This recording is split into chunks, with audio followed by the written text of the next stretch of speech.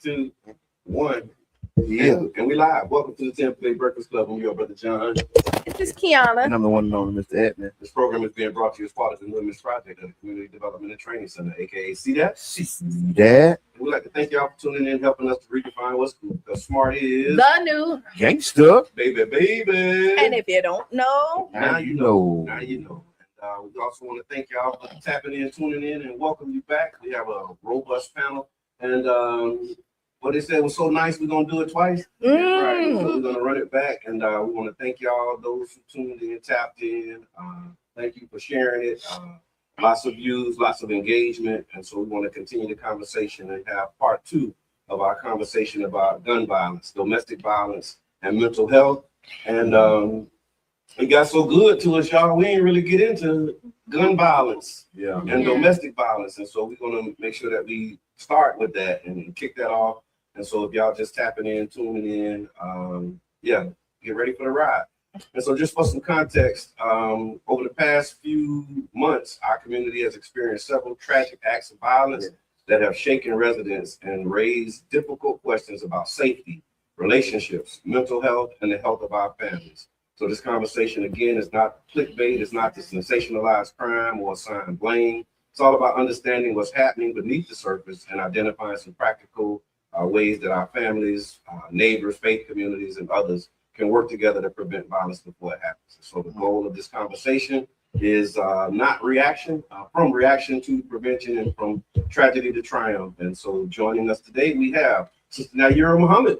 I'm here. Thank you all so very much for having me back as part 2. I'm happy to share space. Amen. And she's founder of Prepare the Black Family, focusing on family restoration, relationship education, spiritual development, generational trauma, and family systems. We also have King Jab, the voice of the people. Hey, how y'all doing? Leaning forward. Leaning forward. No, you good. All right. And, King Jab is an entrepreneur, community advocate, has lived experience, a mentor, personal accountability is real big in Jab's wheelhouse, and again, entrepreneurship. So thank you for being here. We also have Janet Michelle. Hey, beautiful people. Janet Michelle with Finding My Happy Mental Wellness Company. Amen. And mental wellness, emotional healing, boundaries, resilience, and personal transformation. Also author of Chucking the Deuces to Toxic Thinking. And so thank you for being here. And then we have Mr.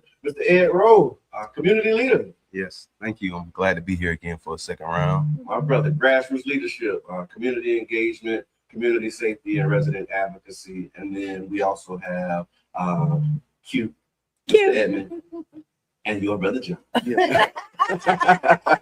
and if you don't know who we are, just go back and watch the last 8 years of the program, and we'll catch you up and bring you up to speed. Let me check the comments to see if we got any off-air production. Charlie Funk was good. We appreciate that, and thank you as well. So again, y'all, just kind of setting this up. Last week alone, our community experienced multiple tragedies. Yes. City employee lost her life in what police are describing as a domestic violence homicide. An 18-year-old lost his life inside of the Child's Park YMCA during what investigators say was an illegal gun transaction, and that turned into a attempted robbery. Hashtag allegedly. And then just weeks earlier, we had a 14-year-old that was killed outside of a neighborhood market following an argument between teenagers. And so there are different incidents with different circumstances, but they raise many questions, and a lot of them are the same questions. And so what's happening in our community? What's missing? And more importantly, what can we do to prevent the next tragedy? Again, so the day isn't about politicking, it's assigning blame, it's about healing. And so we'll kick it off with a one-word icebreaker. Y'all know how we do it. We're going to do double dutch. So just jump in. Don't be shy. If you spot an opening, take it. So in a word, what does our community need most right now? Prayer. And feel free to explain your answer if you like. And if you don't like, somebody else. I think resources is important right now. And the reason I say resources, because just mental health resources, financial resources, right? Because with death come a lot of things, right? Life don't stop because somebody died. it keep moving. So we need all the resources we can get right now. That's what's up. Word. In addition to what has been already shared, one of the things that came to my mind when you asked the question is when I was 17 years old and I was going through the hardest time of my life because I was, very young and had a lot going on with my parents and school and stuff. The Jehovah's Witnesses used to come and knock at our door. Yes. And they would come inside and pray with you or, study with you. And I truly believe right now, just as a community, we should just get some door-to-door squads. Okay. And just let's go knock on some people's doors and just let them know that we're here, do some surveys or just what do you need and want? Yeah. Because sometimes as leaders, we want to tell people what they need and want. Why don't we ask the question, what is it that you need? And go knock on some doors and get in the household with people. My grandmothers and when I was coming up, the prayer squad used to come to your house. Yeah. In the living room, Yeah. everybody hold hands, and so like you said, in addition to prayer, but let's get out and ask the community, in particular the youth, who's in the house, like they do the census report. No, we coming, and we gonna come in and talk to your children and see what they need and want. And I believe that we will be more effective with servicing our community when we get more door-to-door squads. Thank you for that. I would just add, like what everybody else is saying. It's just more spaces, third spaces Okay. to process and outlet. Third spaces. Yeah, third spaces outside of like home and work, Okay. these Yeah. other spaces for an outlet to express. And we don't all outside, and not just a club, Yeah. but a Yeah, I hear that. like a third space to kind of have an outlet, like particularly with the kids, like when the post you did, Yeah. we were reminiscing about Okay. those Yeah. things. Yeah. Yeah. And it hit me. I was like, we really had spaces. We didn't have to go far. We had the skating rink. Yeah. We had the movie theater. Mhm. We had the different, like the teen councils and clubs and stuff like that. Right. Coming up. We had an actual mall in St. Pete, Mhm. Maximum. Well, Maximum. It turned into, but we had a Maximum. real mall like Sears and all those stores Oh, used to be there before it turned into like the flea market thing. Mhm. And then we did stuff. Yeah. And the kids nowadays, they're missing some of that. Right. They can still go like to far, Pinellas Park. You got to know. travel to get to You got to those third travel, spaces. Yeah. right? But we can hop on our bike or walk in Yeah. groups to go to these spaces. Mhm. Cue the Community and hugs. word. Community and hugs. Yes, you knew your neighbor. How many people, unless you still stay in your same neighborhood, how many people know their neighbor? I guess it's four on there. It's pick it up. It's picking up pretty good. Yeah. I hear you. I hear you. Yeah. Lean good. My bad. I got you. Sorry. And I hear that. Yeah, but I think just knowing your neighbor. Like if the kids walked down the street, if I did something wrong, Miss Etna was gonna tell somebody. Mhm. You know what I mean? Like she could snatch me in and all that, and you just don't know your neighbors as much as you did before. Right. Jeff, you got a word? I'm gonna throw my word up again. You might remember this, Brother John. I think our community needs proctored accountability. Say more. For example, got cameras all over Jordan Park. Yeah. And there's shootings in there every week. Where's the arrest? We have resources. We have programs. These programs are supposed to be doing what they're supposed to be doing, but there's no accountability, so we can put in the numbers that whatever numbers we want to meet whatever numbers they need. Get a few people up, tell a story about how Exactly, and it's I got on. you got to realize these programs are funded and these programs are paying people's salary. So these programs we should be overseeing and say, hey, what are you really doing in our community? Somebody's livelihood is being paid for this, so we need to realize that. So, proctored accountability. I hear that. And so thank y'all for that. That was what we would call, I guess, our icebreaker. And in this first question, and we're going to try and do this in segments so that we can get through it. So we're going to talk about the gun violence. And this question will be for you, Brother Ed, knowing that you work alongside residents, you out there I remember being at an event hearing you talk about, your experience with some of the youth. And so when you hear about incidents like these, what concerns come up for you? And are you seeing any patterns that are emerging from the things that you see in the work?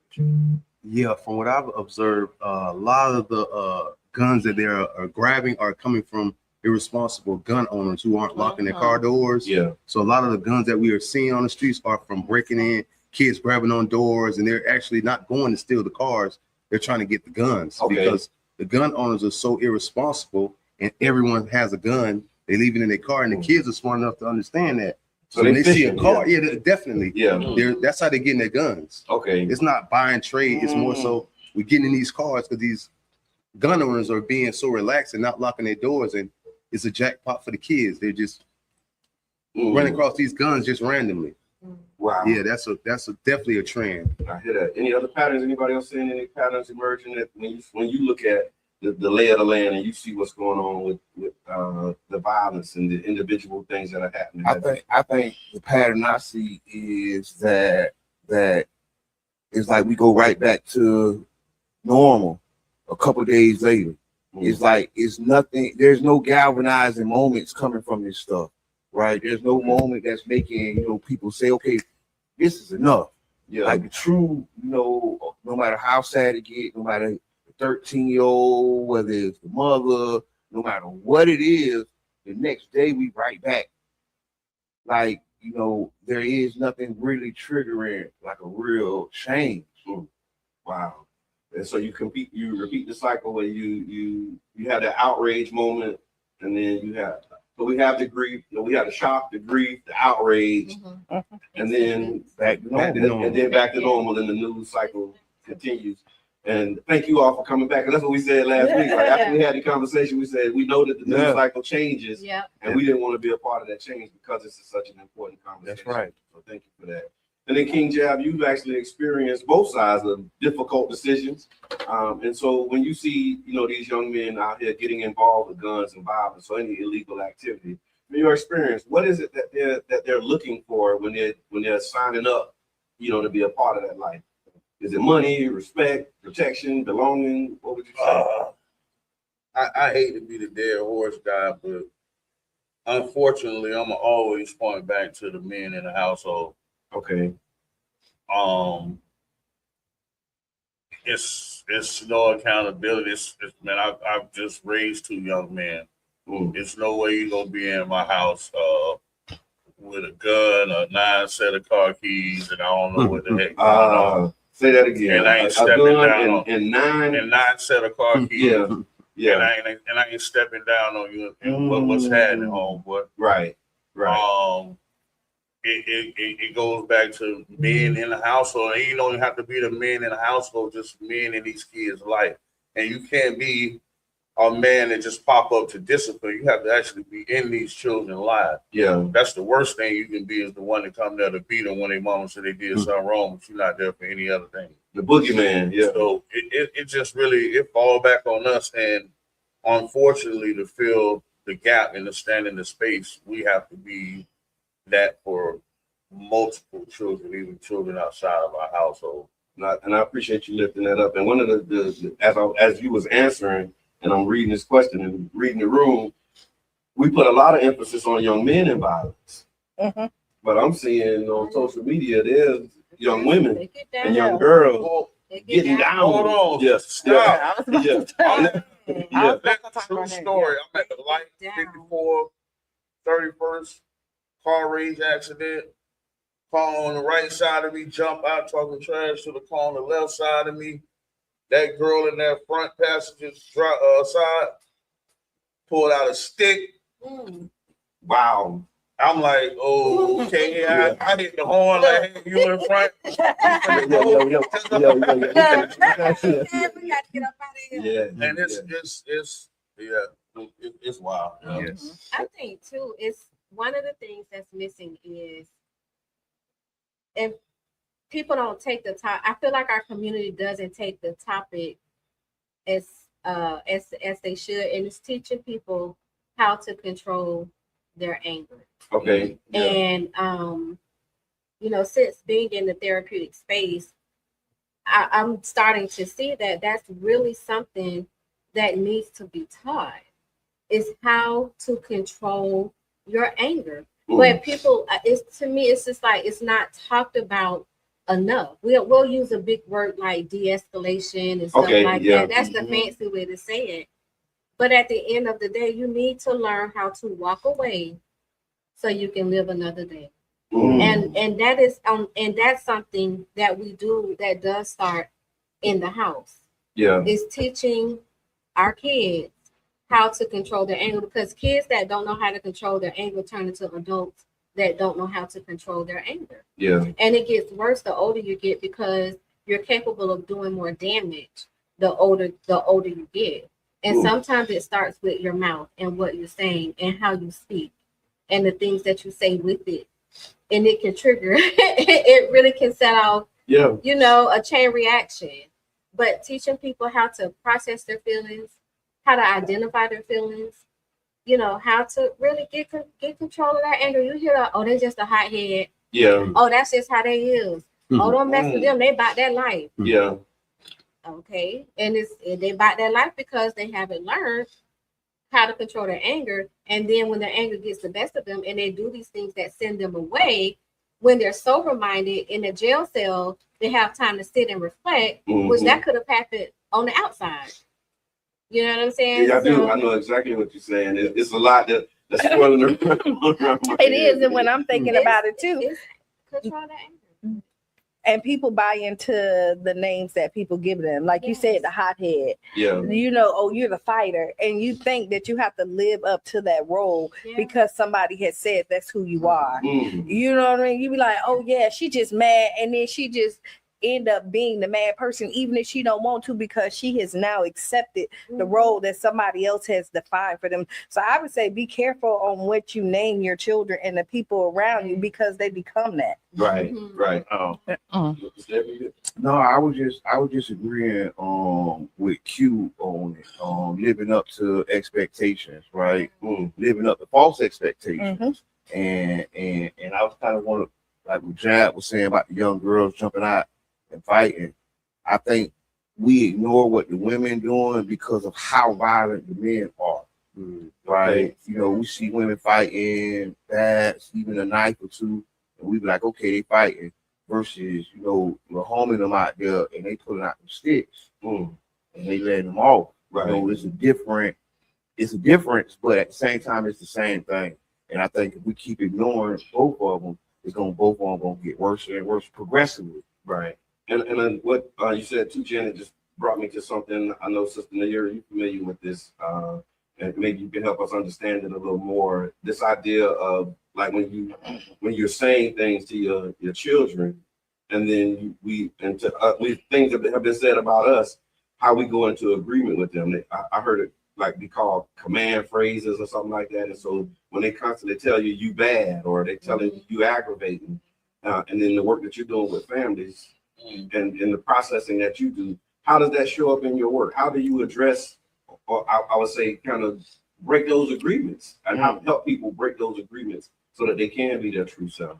Right. So communication is the universal solvent, right? Okay. So we have to continue to teach people how to properly communicate. When you're talking about passing down generational trauma, this is generational trauma. If anybody ever studied epigenetics, right? I usually have my book, but I don't have today. Dianetics, right? These things are at a cellular level, and they are re-stimulated by your environment, right? By the people that you are around. Right now, you talked about social media. It's social engineering, right? Then you have in the household, it's a badge of honor to have guns now. I know people personally, not going to incriminate nobody. They literally have gun collections. And the children have access to these gun collections. So when I get 13, 14, 15, I get a gun. That's a badge of honor. When it comes to the girls, these guns pretty now, right? And they put them on pretty now. Pink gun, got my pink in, all of these things, and they're on social media. So, I got a purple one. Right. So when it comes down to language, language is important. yes, my mama, you know, if your mama, our mama beat our behinds, this is how we rear our children. Yeah. Now they don't know how to talk. They don't know how to talk it out, right? They don't know how to get before each other and have a conversation. I'm gonna pop off on you. You know, it's the pop off season or the crash out, right? So yes, in my work, what I do find is that we are passing down generational trauma. And I do believe that we need to get back to the language of how do we break the cycles, the patterns. Those are the type of conversations I believe that we need to have, and then come with effective solution that actually can eradicate this. This is why I love the book Dianetics, because in there it teaches you about, watch this, the reactive mind. We're not responding, we're reacting, right? And there is a difference. There's a difference, differentiation when it comes to the reactive mind and your analytical mind. And people don't understand that that's scripture too, because a double-minded man is what? Unstable in all his ways. So now you got two minds and you don't know which mind you operate from because you don't have the knowledge of that mind. And Jesus said, when the truth comes, the truth will set you free. Well, what truth are we being exposed to? Because I can have the truth of, okay, it's good to have that gun and that's my level of freedom. But no, we got to know about this reactive mind, point blank, period. And we got to get in the homes or get in our communities, I went to a healing circle yesterday. Oh my God. Thank you. You understand? That was just so amazing. But I just want to say, going back, and I'm going to close it off with this, we have to understand that communication is the universal solvent. We got to stop talking at and talk with. Right. And if y'all just tuning in, thank y'all. We're talking about gun violence and some solutions, some causes to that. And one of the things that I'm hearing, it came up in different ways. And I think this is one of those topics where our community can be divided a lot. And so I'd like to get your perspective on it. We've had the conversation about gun ownership. Ed talked about responsible gun ownership. You talked about the glorification of owning guns. And then Q was like, yeah, I got my cute little gun. You do? So and I've seen both sides of it. I've seen like advocacy for, you know, people having guns. And then I've seen, well, we don't need guns, we need XYZ. So what are your what's your position on gun ownership as far as the community? I think it's the American way. Okay. You know, I think that it's a part of people's rights. And, you know, if people choose to exercise their rights, then it's good. But I think without the tools, without conflict resolution, and you see this in any community, right? Not just our community. You see, you know, white communities, people grab their gun and go and snap, right? And crash out. Right? So it cuts both ways. Like you say, bullet ain't got no name on it. But I think we have to get a grip on the people. Because like guns gonna be out there. If it wasn't guns, it'll be knives. If it wasn't knives, Cain killed his brother with a brick. You know what I'm saying? So what we're gonna do, brick control? You know what I'm saying? That's good. That's good cue. So y'all know I'm a gun advocate. But I do think that you need to be responsible and you need to be educated. I do think it's an unhealthy infatuation with guns with people, and these are people who are not educated and not using their guns properly. If you are going to be a gun owner and you have children, you need to educate your children about these guns. You need to sit this gun down. You need to tell it what to do, what not to do with it, so the infatuation of it leaves. You know, and I think lock it up. I mean, that needs to be locked up as well too. It's not a gun safe. I mean, you should, when you buy your gun, it comes locked. You have a little safe with it, like you Depends where you buy it from. Well, I mean, if you buy it from the right place. We talking about responsible gun. Right. But when you're thinking, and I'm an advocate for a responsible gun, like if you're not, and then if you feel like you got to if you're in places where you think you have to let people know you have a gun, then maybe you're in the wrong place. I ain't never really been nowhere and thought to myself, oh man, I wish I had a gun right now. Like I just don't go to those places. I see your wheels turning. Ed, what's your position on gun ownership? Gun ownership. Now, I actually very close to a few younger people that as soon as they turn 21, they're 19, they're 20, they're thinking, I can't wait till I turn 21 just to purchase a gun. Wow. So like that's their thing. 21, I get a gun. It's back when I was that age, we was just glad to be alive at 21. Yeah. You know what I mean? So now it's like when they turn 21, They're I'm getting a looking gun. forward, yeah. I don't care if I got to spend my last 400 to get it. I'm gonna be a gun owner. Wow. And that's something that they look forward to. Is actually owning a gun. What do you think is driving that desire to The culture. Okay. The culture. Okay. The just being I'm strapped. Yeah. You know what I mean? I got a gun. I'm legit. Yeah. I could. They feel like just because they're a gun owner that they can kill somebody. They literally think that in their mind, I'm a gun owner. I got shoot a you. legal strap. They don't know the law. Yeah. They don't know to stand your ground. They just I'm a gun owner. Wow. It's just so easy to turn 21. You can get a gun. I don't care what your thinking capacity is. 21 ID. They're gonna sell you a gun as long as you got your money. Wow. May have a 3-day wait. What is it? 3-day wait? It's a 3-day wait once you know to make sure that you pass the background. Like you got I to passed the background, but I'm And still then you incompetent. Yeah. I passed the background. Yeah, they're not giving you emotional Yeah. No, intelligence they're tests not. Yeah, to just see where you are. you got They're the not money, doing I'm gonna mental sell you the health gun. And You I pass the think- background. Yeah. Come get And we your see it. We Yeah. see it. We see when the mass shootings and all that other stuff. Mhm. big You shit happen? too. Yeah. Yeah, Oh, I mean, they got listen. real Army guns. guns. Yeah. But have Army you? gun. But it's Yeah. the excitement of going to the range, They shooting not it. the range I'm is just the saying. street. No, but I'm just They're not saying- going to the gun range. Responsible gun owner. Like my son, right, which Yeah. is Cheyenne younger, like he likes guns, but like he never pulled it out, and we done been at the gun range together. Yeah. You know what I mean? Like he buys his guns, he go to the gun range, his stuff is locked up, he ain't got no problem with it. So like everybody's not out there, but there is a group of people I was that saying, is. that's Why did he responsible. buy the gun though? Yeah. I want to make it all. Make Oh, it go all. ahead. I'm coming to you last.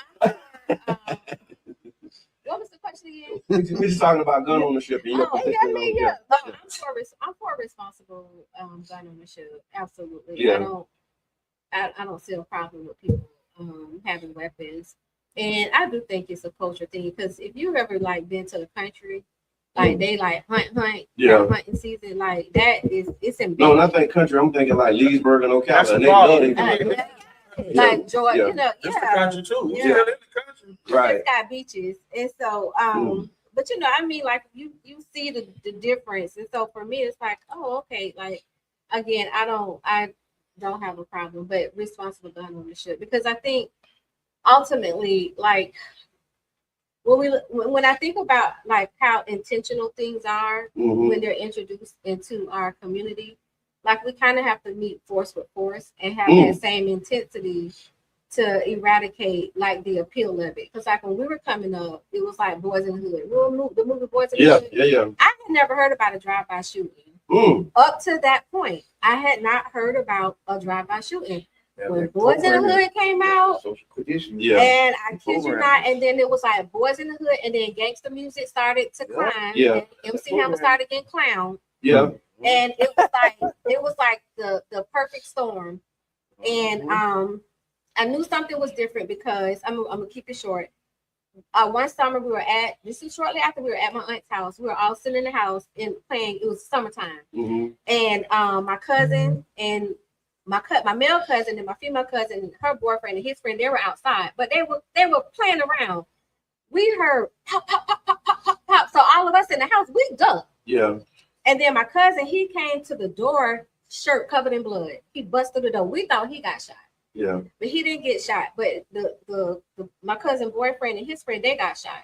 Somebody had did a drive-through shooting, 17th Avenue, 7th Street, right in the hood. Yeah. I had never known that to happen. Wow. Like, never known that to happen. And I was like, you know, we had like teen clubs and stuff like that. You hear about little things, but I don't recall Yeah. in the late 80s, early 90s, like that happening in St. Like worrying about being and the drive-by shooting Yeah. happened. And then it was like just Yeah. automatic. And it's just like, it was like a bomb Right. was dropped off in our community, and it was up from there. Because then you got, like I said, you got the music, and now you got the movies, and now you got the drug game Right. that just upped it up. Amen. Wow. King Chad, gun ownership.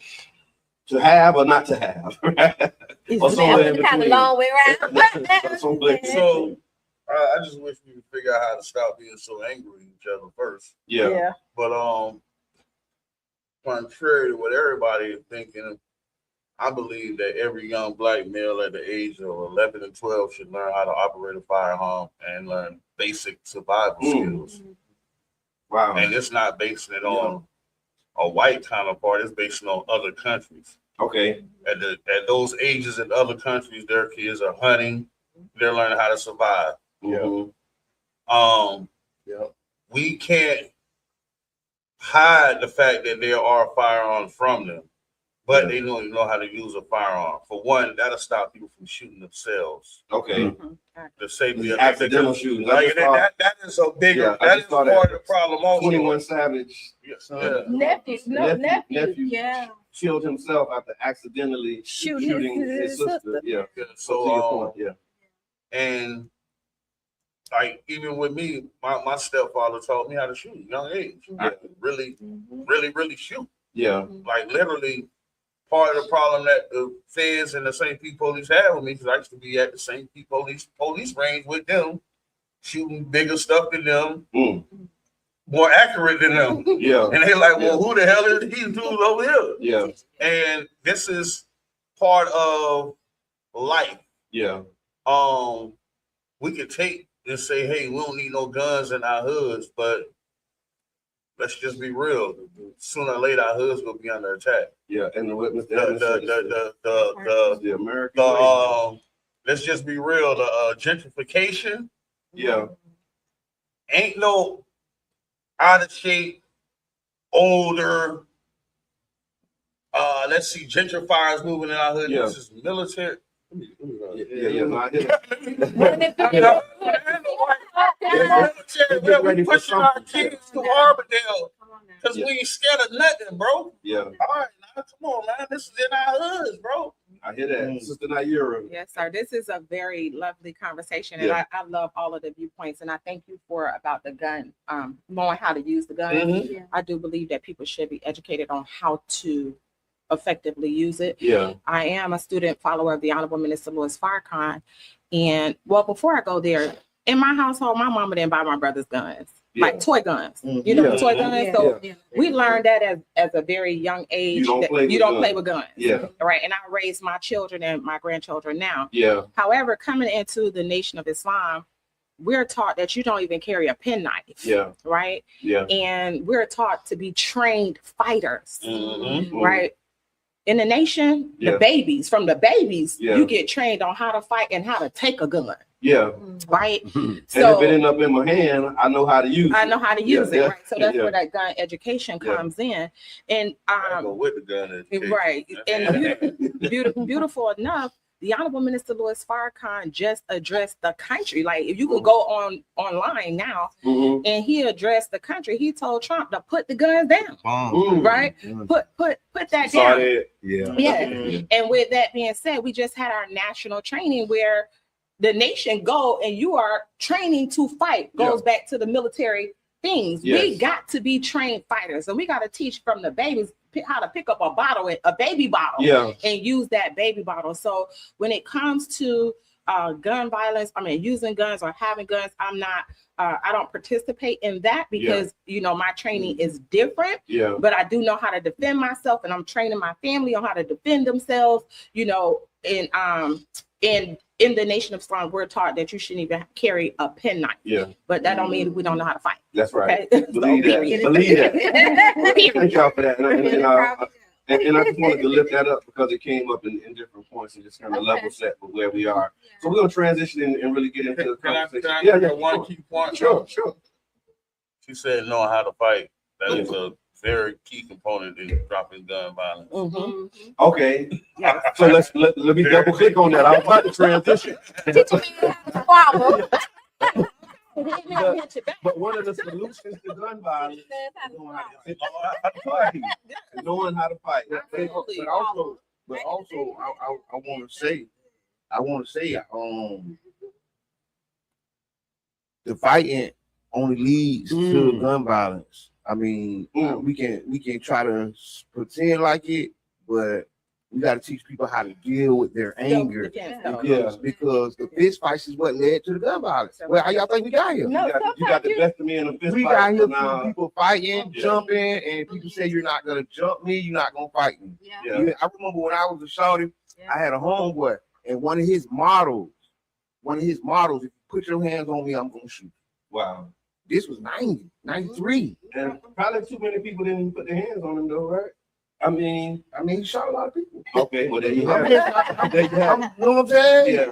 But Yeah. but I do remember a part of our culture was making sure your hands was right. Yeah. The hand team, You like, were like known slap that you boxing could in the fight. streets, Yeah. and like that was part of our team. Well, Like where did that lead? every day, it didn't lead up to gun violence. A lot of It led us to people like did. some head up phase. It led us to some.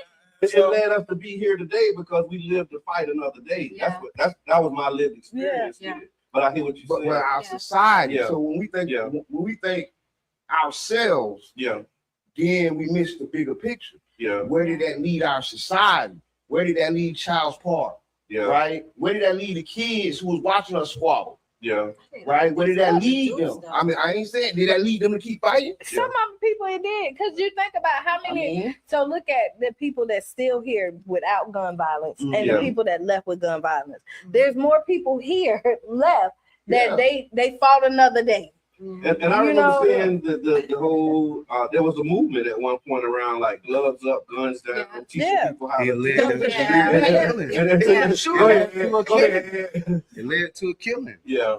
Fights But- lead to gun violence, in my opinion. Yeah. Okay, so that's They brought it to St. Peter, somebody got killed. so the stopping the violence starts with not putting your hands on people. Period. But Self-defense and fighting is two different Right. things. Okay. Because Okay. we There go. we Okay. must Yes. know self-defense, That's right. right? Because culture is stronger than heredity, and the truth is, what we just said, we're gonna come up against some things where we're gonna have to know how to defend ourselves. Yeah. yeah. Point blank, period. And if we're not training as individuals, training our children, training our families, they get in a position they don't know what to do, Mm. right? So me coming up, it's a different culture, but my mama taught us, somebody hit you, you better hit them back, right? Yeah, my mama taught me if Right. they're bigger than you pick up something. Right. And Right. Yeah. So now we're Yeah. we're in a society where I truly believe that we have to know self-defense. Yeah. How to defend yourself against your attackers. And the Honorable Minister Farrakhan teaches us, and we believe this, we're aggressor. No. Yeah. But we do have the God-given right to fight with those who fight with us in the name of Allah, in the name of God. If you fight with me, I'm gonna fight with you back. Yeah. Period. Yeah, But we're we're not not the aggressor. non-violent with people Right. who are not Right. non-violent with us. And we Right, have but we're to not know the when to walk away. aggressor because, as he stated on there yesterday, the aggressors are the losers, Mm. right? Wow. So if you are aggressed upon, you do have the right to defend yourself, but don't be the aggressor. But if you put in position, know how to handle yourself, right? Yeah. So self-defense is different from just an all-out brawl. Mm. Makes sense? No, I love that, and thank you. I think that's the perfect way for us to segue. No, I want to That's what happened last week. but for real, like, so, like the boss said, his homeboy shot a lot of people. Yeah, You can't be the one to shoot a lot of people and then put yourself in a position where you gonna have to defend yourself. okay, So when you go to jail, you're gonna have to defend yourself. yeah, and you I know, talk to kids Yeah. and I tell them about the PREA Act, about the Prison Rape Act, how 90% of juvenile offenders when they go to prison are raped. Oh my Yeah. God. It's grown men 90%? waiting on you yeah, Wow. when you get there. So young shooter, Jesus. you done burnt somebody, you going to prison. yeah, There's somebody that been here 30 years, ain't never coming home and looking at you as a spouse. yeah, and you And know you how can't defend you know yourself, how to homie. defend yourself. I love that. So now you said self-defense is different from fighting. I think that was, and again, a great segue because now we want to get into the conversation around domestic violence and domestic violence, the violence that we know about, we know it exists, but we don't see it all the time until something tragic happens. And so just naming it for real, police have identified one of last week's homicides. They're classifying it as a domestic violence event. Too often these stories become the statistics. And so let's talk about some of the warning signs before the tragedy. I'm going to go back to, and this is really, I'm directed it at Sister Naira, but anybody can feel free to jump in this. Before we start talking about the the violent and unhealthy relationships, what does a healthy relationship look like? Because in our community, there's a lot of people who are not seeing, successful relationships. And so just, briefly, what does a healthy relationship actually look like? Wow. The first thing that came up into my mind is my relationship. Right? Amen. I've been with my husband for 28 years, thank God. And we're happily married. I was married before, and that served its purpose. I got 3 beautiful children. We still friends, but a healthy relationship looked like 2 people that's in it to win. Yeah. Right. Yeah. And so a healthy relationship within our home, we practice the laws of communication. We continuously date each other. We're proud to be married. Yeah. Right. That's a form of communication. When people see relationships, you can make the relationship a marriage or a relationship look bad if every time people see you, y'all not hugging, y'all not holding hands, you know what I mean? Your language, you're not speaking life into a relationship. So setting a good example looks like a couple that can set a good example of what it is to be in a healthy relationship, for me, is 2 people that can communicate. All right. That is when you study the family statistics, the root cause of every family breakup or survival, the root cause is the ability to communicate. And there is a formula to that. Do I have affinity for this person? Do I want to share space with you? Yeah. That's a healthy relationship. Can we get agreement? Yeah. Right? Can we agree upon things? And if we disagree, what is the methods and the mechanisms that we use to disagree? Yeah. Right? That raises the communication level and it brings about understanding. When people don't have understanding, one of these points are down. Yeah. One, they don't share space or they don't have a liking for each other. We just together because it's convenient. Yeah. Right? 2, they don't have agreement. Yeah. Okay. And 3, they have the inability to properly communicate. It goes back to talking with versus talking at. And communication in this day and time is a skill. Wow. Communication It's a and skill. comprehension. Right. Because you can communicate, but if the other person can't comprehend what you're saying, Right. then you talking to a brick wall. Right. Yeah. So it has to be the comprehension a it's part the of it. Like duplication of when the you look at communication. and knowing each other, Yeah. right? And knowing each other what ticks and not, and argue, when you have a disagreement, you do that to be heard and not to be hurtful. A lot of times in relationships, you'll hear people spit out hurtful stuff when you're angry, and that ain't what you're supposed to do. You're supposed to be expressing and you want to be heard, but not hurtful. I hear that. And what you're saying is kind of, I think, taking us to this next part about it, because the communication, I unite with that, is the solvent for all of these things. And so when we start talking about how do we see when an unhealthy relationship, because you just highlighted what a healthy relationship is, I think we can deduce that an unhealthy relationship is when you're not communicating, when you don't know how to disagree properly, and it just becomes arguments, right? And then the other pieces around, like you said, not properly being able to address it and acknowledge how you feel. And so how do unhealthy relationships become violent? Because that's when we hear about domestic violence, how do unhealthy relationships become violent relationships? I think it becomes one, you not properly knowing how to communicate. So if you can't articulate how you're feeling, they usually come out in anger. I can show you better than I can right. tell you. And then it right.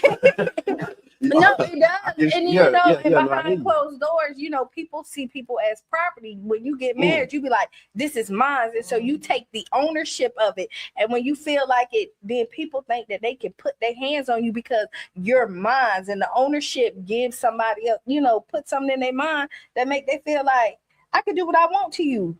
And that's what, and in the community, you go back to when domestic violence happened in your grandparents' houses, and they just kind of accepted, but nobody was taught properly how to communicate without putting your hands on each other. And that goes back to emotional intelligence. Yes. Like you talked like you Yeah. talked about, you know, knowing how to process your feelings and Yeah. knowing how to acknowledge where you are and also the other person in the relationship, knowing these things, right? That goes back to emotional intelligence. And I just want to say right now in relationships, the number one disruptor, according to my research, is social media. Oh, Right.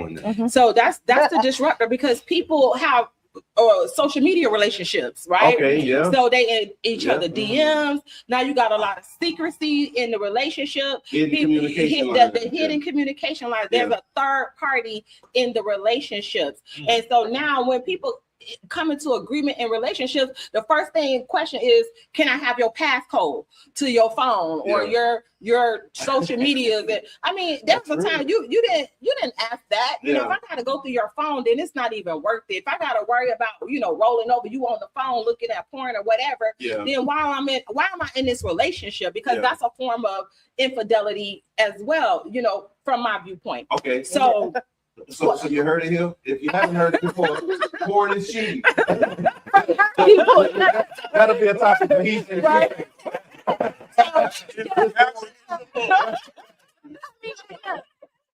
Back soon. Wait, I said if I have to roll over and you watch a porn, then that is a form of infidelity for me. So, you know, I don't want to be other people's households. You understand? So, right, because that may be your agreement. So just getting back to Build your house may burn somebody else's exactly. So let me just stay on my line where I'm staying. So I felt like I went into an uncharted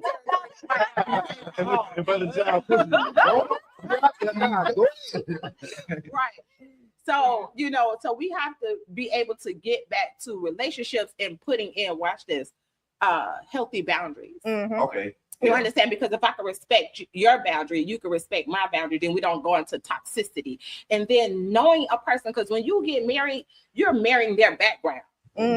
You know, so you know you got to know the person, like how were they as a child. This is why you're supposed to talk. The girls should talk to the mothers, but the men should talk to the fathers. So we got to know who we're marrying. Now we just linking up or, you know, in these relationships, and we don't really know the person until we get into bed with the person.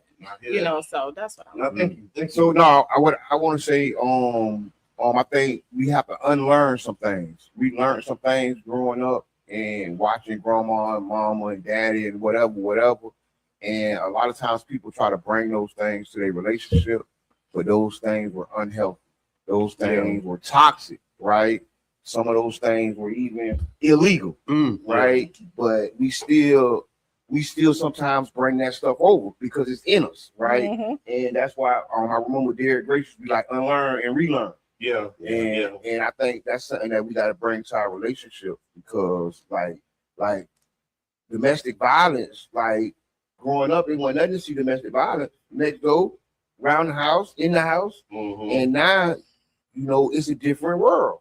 Right? You'll even hear some of the OGs say, man, it's a different world. You can't do that no more. You used to do this and do that, smack somebody up and this and that, you're going to jail. And you're going to jail, you're going to sit in jail. Right? Things don't change. And I think that in some people's mind, it hasn't. And they still stuck in that spot. And, you know, they got a place for you. And then what you just said, with being stuck in the spot, but because when you talk about unhealthy relationships, how they become violent, and then there's this conversation about what makes people stay. And so, Janet, thank you for your vulnerability on our last conversation. You talked about, you know, being in an abusive relationship, and so maybe this question would be for you: what have you seen or experienced as to, like, once people realize that they're in these relationships, why do people stay in those types of relationships when they see that they're unhealthy and become violent?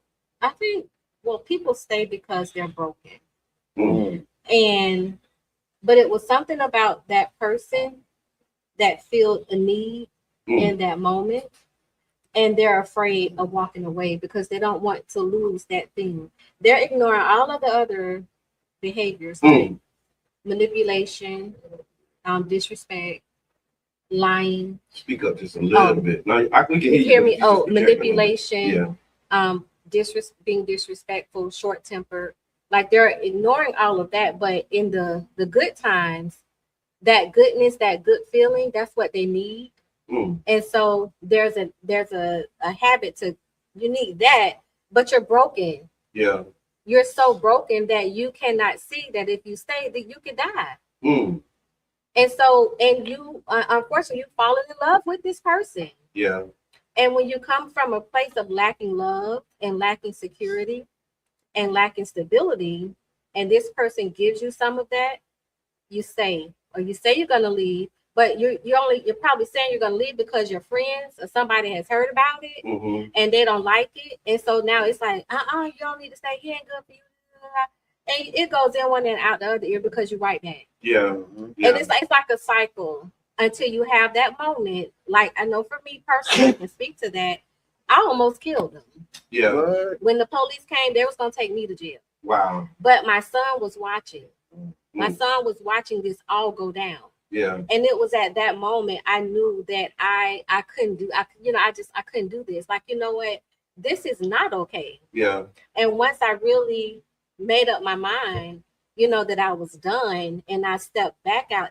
You know how you're outside of something, but it's like you're looking outside of yourself. Yeah. Yeah. And it's like, you know what? Oh, that wasn't healthy.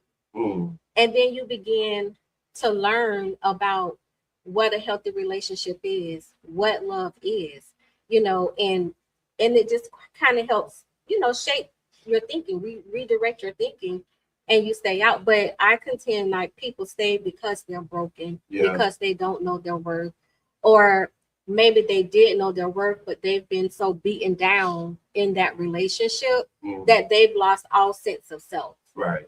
They've lost all sense of self, because abuse, yes, it can be physical, but mental abuse is sometimes harder, because that mental stuff, when a person breaks you down to the point that you want to harm yourself and you Yeah. want to take yourself up out of here because of what they've just said, they might not even put their hands on you. Yeah. But the constant wearing down, talking down, speaking negativity over you, like that can really break a person's spirit. Mm. And even when you leave, you're still like the wounds, those can heal. That black eye, Yeah. you know, that stuff can heal, but those words can linger, and it takes a lot of work to undo that negativity and darkness that was spoken over you.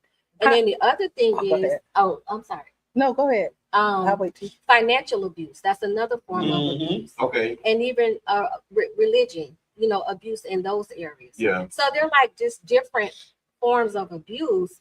And again, people stay because there's something that they need. In the case of financial abuse, if that man is the breadwinner, he's paying all the bills. Mm.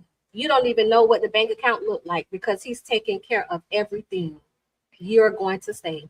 Mhm. And in the case of our elders, there was a time where you couldn't do nothing unless you were married. You can open up a bank account. You Yeah. can buy no property. You can even have a credit card unless you were Right. married. Oh, And so wow. that keeps you stuck in these toxic situations where the man can have a family on a whole other side of town, and grandma knew about it, but she still stayed with granddaddy because he was the financial person in the house, and she did not want to be destitute out there in the streets with them kids. And she stayed and she put up with all kind of crap, but that is a form of abuse. Right. And So- for those who are just tuning in, thank you somebody in the chat. So can y'all tell us the topic again? This is somebody on Twitch. So we on Twitch. So thank you for tuning in on Twitch. So we're talking about gun violence, domestic violence, and mental health, and the connection between the two, and some solutions for our community. So thank you for tuning in. Yes. The chat is on fire. Thank you Yeah, all for it the is. comments. There's a lot of good information in the chat. So thank y'all for your engagement. We want to take a minute and do roll call. So if you're present, let us know that you're here. Just put I am here, present and accounted for, and you're watching the Tampa Bay Breakfast Club. And we're talking about the things I just said. Yeah, and we're at Culture Creative. And we're at Yeah. Culture Creative, and we're going to be opening up the space more often Yeah. so that we can have in-person conversations. So we just want to thank y'all and let y'all know that we see you and we acknowledge you. And then when we're talking about domestic violence, a lot of the conversation is around the male domination of females. But I remember King Reed, shout out to King Reed, he used to talk about how men are also victims of I think domestic violence, and they experience, Yeah. you know, women who feel like they can put their hands on, It can on go. the man. Yeah. It can go both ways, It right? goes both ways. Yeah. Yeah. So it could go, and I thought speaking, you go in, Mm. right? No, it can go, Yeah. but no, it goes both ways. Yeah. And then, and being with the men, we're told that like you're supposed to suck it up, like you're a man. So why Just you? Yeah. Yeah, but I don't think nobody should really put their hands on each other. Let's say that. Yeah. But I also think that a lot of times sometimes you can love yourself and you don't necessarily have to be broken, but you have been taught wrong about what love looks like. Okay. You know, I If think he don't hit you, he don't love you. and so a lot That baby boy kind of love. right, and Yeah. so Stop me, again, don't you love don't, because If this is if I what didn't you. love you, I wouldn't lie to you. And so, like, when you put a label on things because you're not in their household, you don't know what loves look like to them. Okay. Just because you define love as soft touch and love, somebody else don't define it that way Yeah. because they were taught different, you know. And so, like you say, if he don't hit you, he don't love you. And then you look when parents beat their children and all that other stuff, and you be like, I'm whooping you because I love you. They internally take that in and think that if somebody's not putting their hands on them, they don't really love them. Yeah. Right. And then men, and this could go men or women, if I'm not fighting for you, I'm not showing you that I love you. Mm. Right. And so when we think about it, it's about your mindset and rechanging it and showing you the proper way how to express your love in a healthy, safe way and not this toxic way. Right. I appreciate that. Ed, you had something. And then King Jeff, I want you And then to Sister Nair one. Something that like, yeah. Ed and Jay have been quiet.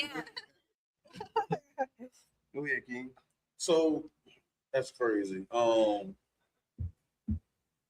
Communication. Yeah. I think that is the key because nobody's household perfect. Even with the things that's going on, my reflection was you don't know what's going on behind people's closed doors. Yeah. You know what I mean? That was really what broke down to me.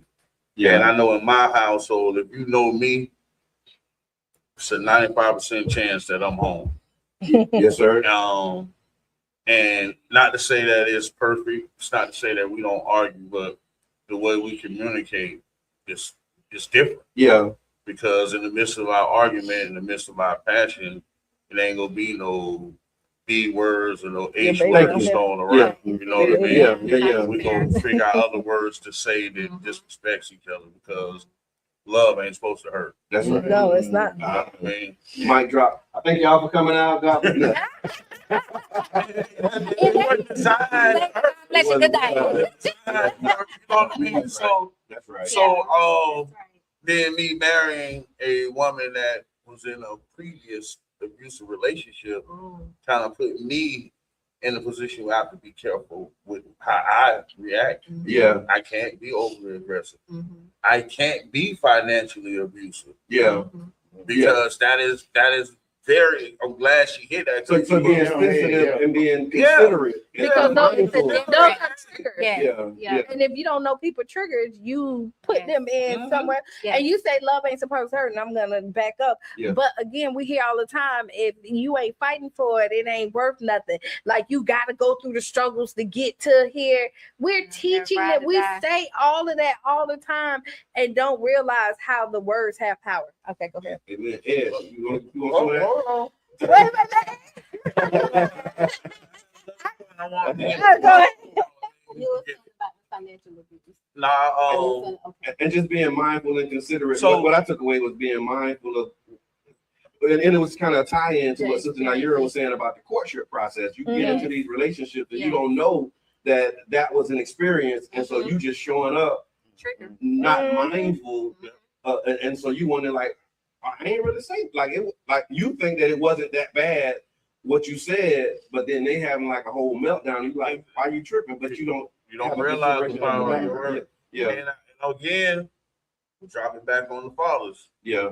Just like the men, the fathers got to be there for the present for the women so that they can see how you loved on their mama. Yeah. Yeah. Yeah. It's very important. Right. Right. Like y'all came to my party, I had 3 beautiful grown daughters. Yeah. And I'm proud of myself because I see something in their spouses from me. Yeah.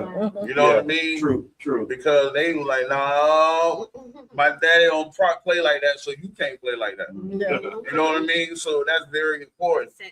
Very, very important that we set the standards for our daughters, man. Our daughters can't really, you know, they can't navigate it with just mama either. Yeah. Just like the boys can't either. Right. And Yeah. I just want to say, mothers got to set the standard too. Yeah. Because when you're in a household and you see your mom getting abused and she stays, Yeah. that's communicating that it's okay. Okay. Yeah. When you see your mom getting her head knocked in and it's like she's staying, Yeah. you know, and you see it happening more than once. Mm-hmm. And she stayed. To me, it reinforces that type of behavior is okay. Right. And so your frontal lobe ain't developed, but you feel like you want to date, and you start running into these individuals that exhibit that same behavior, but you don't catch it because you have been conditioned to think that it's okay. Right. Mhm. Right. So- Sister Nayera? Mm-hmm. Thank you. This is good. So I just want to talk about the flip side of this. I was a child that grew up in a domestic violence home. Yeah. First of all, let me just say this. I love my daddy. He's gone. Still a daddy's girl to this day. Yeah. But my daddy beat my mom. Mhm. Right? Like literally on the weekends, my mom had a floor model TV. We was on top of the TV. She was pushing us down the street to save her TV, going to my grandma's house. Mhm. So and we was conditioned at a certain point, everybody got to get up and we got to go. So I'm a product of being in a home where domestic violence was very prevalent. My dad was on alcohol. So when he would drink, but he would tell me in particular, I'm the oldest, you don't want a man that do this, right? Mm. And so he would come in the house and he would throw dishes and this, that, and the other. So where am I going with this? When I got older, my communication was when I get upset, I threw dishes, Mm. I broke things, right? I was the person that would hit you first. Okay. Okay. So, that was very toxic. Yeah. Because it wasn't that I was just, I'm an abuser. That was my love language. That's how I knew that was what I was conditioned to do, Yeah. right? As the female in the relationship, and that carried on until I got with my husband. Thank God. Y'all give my husband a house. I'm being very vulnerable, transparent here. Even within my religion, people didn't know that hell. When I got home, my husband pissed me off. I'm gonna break up everything because I needed his attention. That's the way I got his attention. He was very quiet, Yeah. so I needed to wake him up. Yeah. And then when I started throwing stuff, and he like, what's wrong with you? Okay. You not ignoring me. Now you want to pay attention. Yeah. But now I'm so grateful. Yeah. And this is why training is so important. And we got to be open to new ways. This auditing, this therapy that, this valid therapy that I participated in and that I help families with, it got to the root cause. It was, it was way bigger than that. And my mom stayed in a relationship because it was survival mode for her and her children, Yeah. So I've learned how to communicate. I've learned how to, put down throwing things, but I got to the root, the pain, and it's gone. Like it's gone, so therapy is very important, and not just that type of therapy where you gloss over it. No, you got to go all the way down because the truth is my mom was in domestic violence when she was pregnant with me. Yeah. You understand? So this goes all the way back to the womb. So a lot of things that we're doing, we thinking, it's just, you doing it because of the environment, which is stronger than heredity. But what happened in the womb? Yeah. Right? That's another environment. That's another environment. Yeah. Right. Yeah. So what I'm saying is to say all of this is that I was that girl, in the relationship, and not because I wanted to be abused, be the abuser, or, act out in these type of ways. It was the reactivity of that mind again, the reactive mind. And you never know what can trigger it, what smell, or people don't always have to be in an argument. It's you're not talking to me. Yeah. I want your attention. I need you to say something to me. And if you don't have the words to say, now I feel unfulfilled or I feel abandoned. Because my wife would understand. My wife would understand what that Your reaction mother is. used to, every time they came home and abused you, it was a beer that they popped. Right. And if they see somebody drinking that same beer, it triggers them. Right. And then now they're going down that spiral, and now they're being abusive and anger because they haven't addressed the little girl Right. or little boy enough. Right. And my dad, he even though he would fight my mom, he showed me so much love. Yeah. Right. So now it's like that love that I seen in my daddy. Well, I don't see that in you. You understand? So now I'm responding to that. You know, so thank God again for the type of therapy that I've had, that now my husband and I, we've grown through that, Yeah. right? Mhm. We've processed through that. We're healing through that, because he also came into the relationship with things. But now we can say, I started here, but we're here. How I got over, Yeah. right? Right. And it was That's through that valid therapy called Dianetics. And- So and- thank you for allowing me to share No, that. I thank you. No, I You thank you for quiet, Ed. that. Get your I thank you mic for on that. But I not but and And we got 10 minutes, y'all. we gotta really think about also that trauma bond, right? That's my job. Yeah. One mic, y'all. I want to hear this one. Go ahead. I'm sorry. That trauma bond where people bond over trauma, Yeah. right? Yeah. And we bond over pain, Mm. right? Even when we the ones creating the pain, Yeah. right? And sometimes that's how domestic violence relationship sometimes be tight, right? I remember a time We'll we be see on a top. dude beating up on his girlfriend. We try to help that girl, and that girl switched out on us. Yeah. That girl went to helping him try to beat us Get up. involved. Yeah. And it's like, what's going on here? Well, they was bonded through that trauma, Do that trauma. through that pain. They was click tight, Mhm. and it's a dangerous, toxic thing, but it's a real thing. Right. And what you just said, really, we were on the same page, because I was going to ask how.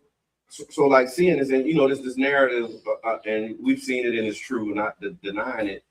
I think sometimes when they become hashtags and these quotables, we lose some of the significance of what's being said. Yeah. And there's a quote that's attributed to Malcolm X where he talks about the Black woman being the least respected and the least protected out of all women, in society.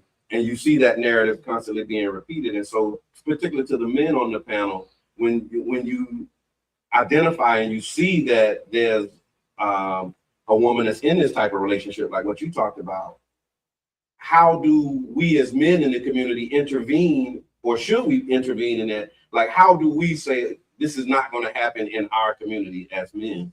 How do you navigate that? You got to get professional help, because just like I was saying, it's hard to come between that. My dog used to say, "Come thicker than blood." Yeah. And That's that E40. I was gonna bring that up on stage. But E40 once said. But it's a true thing, and it's so delicate, Yeah. because you will put it all on the line trying to help somebody, and they switch sides. Yeah. They be like, "Who are you? It's mind your business." Yeah. So it's so delicate. That's why I would suggest professional help. Yeah. Right? Try to get the person some professional, some good help, because it's so sensitive. Mm. And you'll be out there on the ledge, boy, and the person who's being domestic violence to be the person that push you over. Wow. Yeah, talk to me, man. What we do? How we? That comes thicker than blood. It's so many layers with domestic and the things that lead to domestic violence. It's actually a situation going on right now that I need to address with a certain individual. I'm not really sure how to address it, but I got wind of a young lady that's a friend. I consider her a friend, young girl, and she's actually in a domestic situation. And I need to reach out to her. I don't know if I need to reach out to her dad, because I know her dad. I don't know her mom. Okay. But I don't want to go to the individual that's actually causing the pain. Yeah. So could you guys kind of like I don't know. I know the dad. I don't know the mom, but I need to address that. I don't even know if they even have wind of it, but I'm going to give it to them today. Yeah. So I'm torn in between what direction I'm going to go, but I'm going in some direction either way, because their daughter's being abused. Right. And I thank you for saying that and naming that, right? Because when we hear we on these panels, and it's because God blessed us with platforms, and we have lived experience and things that we know, but that don't mean we know everything. Right. And that don't mean we have solutions and things that we know that we can route you to, but we don't have them all. And so for you just to say that, right? Like, look, I'm dealing with this in real time, and I need some support and some direction on how to handle that. And I'm not gonna act like I know. Oh, but all you gotta do is like I'm not gonna just make up something to sound intelligent or sound smart on this podcast and on this radio program, because that's what I've seen a lot happen now. Like everybody's a subject matter expert in the world of social media, and you end up getting some real bad advice because they tell you something and you thinking, okay, well, because million people listening, they must know what they're talking about. I'm not gonna abuse our space that way. So maybe we can connect offline and come up with some ways. Yes, sir. In the healing circle yesterday, I met this lady from CASA, and she talked about how to support. Rewind that back. Rewind that back. Where at? In the healing circle. And what happened? At Child's Park. And what happened at that? I met this lady from CASA. Okay, guys, talking about bringing resources to the community. And she actually have a program on how to support people that's in a domestic violence relationship. So if you can get that contact for him, and I think that they can give you ways on how to safely approach that, because there is a strategy when people are going through these things. So Brother John, you do actually have a resource to help him. The lady from CASA yesterday. Thank you very much. And I'm glad you lifted that up, because my role yesterday was just making sure the chairs was where they needed to be, making sure Ike was in the cooler, making sure the sound worked, and then everybody else was kind of doing their things. So thank you. And again, thank you for naming that, because that was the whole point of the space. And it was really low-key in response to what you were saying. In your live, you were saying, where is the help? We need the help. We need, and me knowing like it's a lot help out here. So that was what that healing space, the dual purpose was like, to get people in the space, but also to bring those resources. And so to hear that, you're really more. And speaking of that, the resources and the availability of the resources, you mentioned Child's Park. I have a lot of friends and acquaintances and nephews and that can't go to Child's Park. They like just being real. Like, I'd be like, hey, no. We can't go over there. My grandson, like we do Friday night done right. We can't go over there. And he was like he was concerned about going to the South, and that's a real concern. And that's just being real, like, and that's a problem that's not addressed a lot. Just the division in the city, like, and it's not just a perception. It's really reality. Like I say, Child's Park is like, come on. Like for real, that's like, a good thing. But just that wow, messed up. Because they brought their hoods, and they got their. So it ain't gangs, it's hoods. It's always been hood. Come on. I mean, we don't. I understand we hyper making it bigger than what it is, but like it's always, bro. We from over here on 9th Street. We ain't going over there. We Harvardale. You had Child's Park, and then you had the hood. For real. Our whole city was split by 34. You know what I mean? So it's kind of always been like that, but it is a very big and very growing gang affiliation and type style neighborhoods in our community. People really don't realize, like, reason I'm home right now, sitting without it being home, but reason I'm home because they changed the crack laws. In the midst of changing the crack laws, they swapped it out for gang laws. This was a swap out because we're going to keep the prisons full one way or the other. So this is when you start seeing them get arrested because of gangs. So now look at your son. I'm YTR Dolph. This is my gang tag. The police looking at you as a gang member now, sir. Yes, sir. Yes, sir. And there's enhancements that come with that. And this is where you get categorized. Security level go up, everything. All of that. So this is happening right here in our neighborhood. It's Crips and Bloods in St. Pete. Don't think it ain't. And other little groups. And other little hoods. It's folks. It's GDs. They're here. I actually had an experience being a club owner, and then that reality didn't hit me until later on down the line. So I have a few nephews. I'm more towards the 9th Street area, but I can go anywhere. That's just me. And it was a situation where some kids from the other side of town wanted to come into the club. Me, I know their uncles, their moms, I let them in, and my little nephew was like, man, what you doing? Like, what you doing? they from Cross. I'm like, no, they from St. Pete. That's right. Yeah. I'm like, no, they from St. That's Pete. right. He like, no, they from Yeah. Cross. Pressure. Mind Yeah. you, Yeah. 20, 30 minutes later, a hail of gun bullets. Mm. Nobody, fortunately, nobody got shot. But the next day, they was mad at me. It's your fault. Why you let them in? Why you let them in? Wow. So me being naive, not really understanding the battle, the war that's going on amongst this city, and I was like, what y'all mean? What y'all mean? So they kind of broke it down to me. And with that being said, it was like, okay, this our club. It was my club physically, Yeah, but it's but in reality, yeah. it was their club. Yeah. So they were trespassing, and they felt like I allowed the trespass. In the midst of me allowing that trespass, guns would, because that's what typically happens. It's not the first time at a place that I occupied, and it's like that's the reality. Is like it's a war. You say domestic, we got domestic terrorists going on in the city. Okay, thank You you. know what I mean? It's a lot. Wait, so hold on, because when you say domestic, we usually think household. But not domestic means community. Right. here. God. And I want to say, I want Domestic, domestic. Yeah, we just open it up. to a whole- And like Jeff said, we going back to the parents. Mm. You know what I mean? So I kind of like, okay, man, I look at it, I know your dad, who your dad is, who your mom is, and I try to get to the source. Yeah. Sometimes it's a good result. A lot of times, a lot of ignorance. You know what I mean? Or Yeah. parents acting naive and oh, my child don't do this.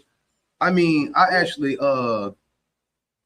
one of the kids came in. And I knew him because he played football with my son. And when you say kids, give me an age range. Just To me, a kid is 21, 22, 23, 24, Yeah. 25, 26. and I just want to say that because 27, you them saying kids clubs to me. and kids, and Yeah, I want to yeah, make sure that yeah. they 20, 24, 23. Yeah. That's to me, that's a kid. That's right. Because That's your right. brain still hasn't developed, especially with social media and all this stuff. And then just to conversate with him, you like, for real. Yeah. I call them all jits. You Yeah. know what I mean? Yeah. And that's from, you know what I mean? And I didn't think I would be in this space because prior to me coming home from prison, I was like, man, I ain't dealing with no YNs or, you know what I mean? Yeah. But based on my business practice, I was in their presence. So my heart changed and I was more of an advocate. People, oh, you got them young kids around, not knowing I'm mentoring your child. I'm diffusing so much tension and violence in the That city. conversation that I had with your son.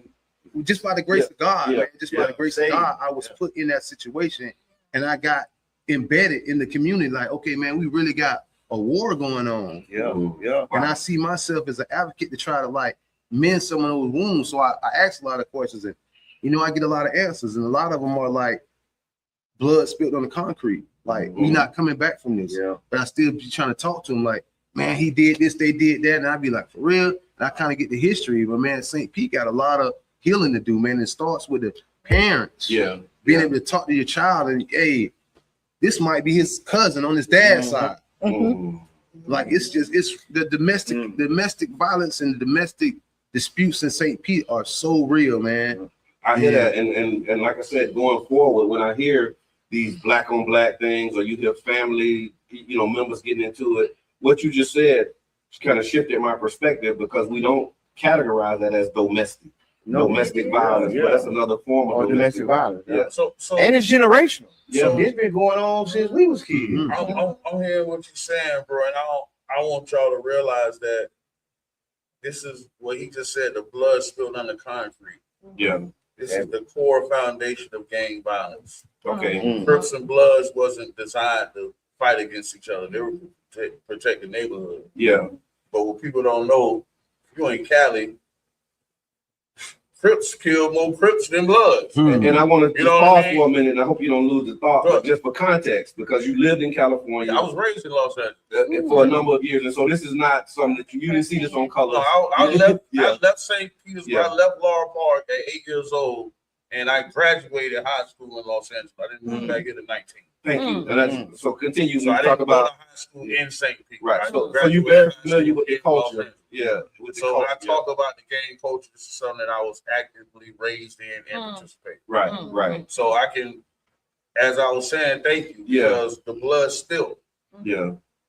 What happens here? This hood killed somebody from my hood. Yeah. Now we got internal, we got forever beef. Yeah. Now, because he got killed, 30 other people then got killed because he got killed. Yeah. And we started training up because it's going to always be war. Mm. You know what I mean? And so, King Jab, with your lived experience, right? I'm sure you saw some of those gang summits and those peace treaties and those truces and that kind of stuff. Would you mind sharing some, if you have experience with that? Like, because I do remember there was moments where you see, a headline where the gang squashed the beef. I remember Minister Farrakhan, doing some work around that and being able to call the leaders together and then, cause these truces to happen. Would you mind sharing any experience that you had with that, how it started, and then what caused that to be undone? You really want to know the reason behind the truth? Yes, Truth? sir. Yeah. The gang truth? Yes. I was controlling drug trade. Okay. It had nothing to do with violence. Yeah. It had something to do with the Mexicans bringing in the drugs, and we need the Crips and Bloods distributed. Okay. Oh, wow. Yeah. They ain't had nothing to And do so with the piece is being supported because y'all messing up the bag, bro. Yeah. And it fuels Y'all messing up the bag. Yeah. This is the Los Angeles politics. Yeah. You know what I mean? Yeah. Y'all messing up the bag. Even with gang violence, it's hyperalized, Crips and Bloods, but I would say 65% of gang violence is black against Mexicans. Wow. You don't even look at the black. When you go to prison, Crips and Bloods got to get along or get killed and murdered off by Mexicans. Wow. Nobody speak on that. You're in prison, Crips and Bloods broken together. Yeah, and I think people don't speak on it because they don't have knowledge of it. We don't know about it. And so for those who are just tuning in, thank y'all. We're having a very amazing conversation. We done found our stride. Y'all feel it? You feel it? The first one we was kind of like pushing it, trying to. No, but when you talk about it, they want to make us always the bad people, so they don't talk about the violence with other cultures. Yeah. You know what I mean? So like they want to always make it seem like we can't get together and link up and protect each other, but they don't talk about, like, again, Jab say in prison they link up together and they're fighting the Mexicans, right? But they always want to paint it is that we're so angry with each other, we only fight each other, and that's not necessarily true. And I want to add this, and I was thinking about this as Ed was talking, and Jab made me really think about it. Like, this is really like engineered, right? It wasn't no different size of town. Like, all the black people kind of lived in the same place. But then once those communities was busted up through these interstates and redlining and everything, then it became size of towns and territories. And just like in California, the same happening here. Yeah. And I'm thinking, like, we have to address like the programming. Yeah. We got to address, like, the real elephant in the room is like, okay, y'all, we've been socially engineered to think like this and do this stuff. Like, and how do we like really confront it? How do we really address it? Because I think we think it's what we're doing. Yeah. But we don't see the hidden hand, because you ain't supposed to see the hidden hand. Puppet master. You ain't supposed to see it, right? So you gag is up if you see the hand. Yeah. And you ain't. But just in my thought process, because like I grew up in Lower Park too. Yeah. But we ended up on Cross 34. Yeah. Now think about how my life would have been different, right? Yeah. Just think about that. Like most of us came from Lower Park or in those areas. Yeah. Right. And then I remember another disbursement that happened with Hope 6 and Jordan Park. Yep. They broke up Jordan Park. Yep. They started pushing everybody That was out. another disbursement. Yeah. And a lot of people came west during that time as well. Look, I want to make sure that we cover the bases, right? And so again, we're having a conversation about gun violence, domestic violence, and mental health. We covered the first two. Thank y'all for that. So we're going to begin to land the plane with the conversation on mental health. And this is definitely one that we can't avoid. And we spent a lot of time on this last week as well, but I want to continue that conversation. And so we realize that every tragedy leaves some trauma behind, whether it's families, children, the witnesses, the community, people who live down the block where you heard the shots and the trauma that happened. The first responders, I remember talking with Chief Watts, and he talked about the trauma that the first responders, when you get to the scene, what you're seeing, like, that don't leave you right away. Like, you have to process that and handle that. And so, entire neighborhoods and communities. And so when we start talking about addressing this, and I'll address this to you, Sister Nayera, because this comes up a lot. How do you think faith, spirituality, and emotional wellness work together as a solution towards this problem? I definitely believe that all three work together. The Honorable Minister Farrakhan teaches us that all sickness comes from sin and transgression, whether that's your individual transgressions or, watch this, the sins of the mothers and fathers shall be visited upon the children. Wow. So that's where the generational trauma comes together, right? Yeah. The generational emotional trauma comes. Like all of this stuff is learned behaviors, right? And then you start to act upon it yourself.